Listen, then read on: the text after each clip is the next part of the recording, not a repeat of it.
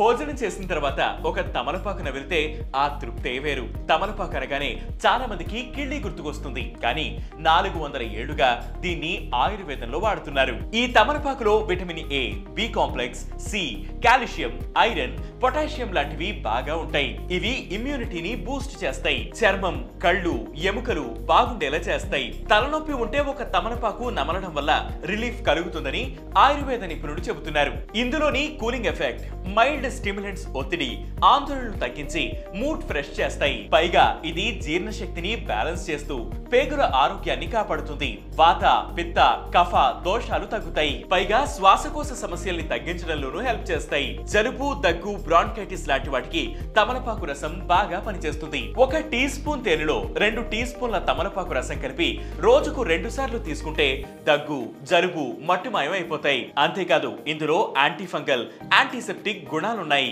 Fungal infection ఉంటే తమలపాకు paste రాస్తే కొన్ని రోజుల్లో రిలీఫ్ వస్తుంది. ఆర్థరైటిస్, ఆర్కిటిస్ లాంటి సమస్యలకు దీన్ని ఉపయోగిస్తారు. కాబట్టి మీ డైలీ రొటీన్ లో ఒక తమలపాకుని యాడ్ చేస్తే చాలా బెనిఫిట్స్ ఉంటాయి.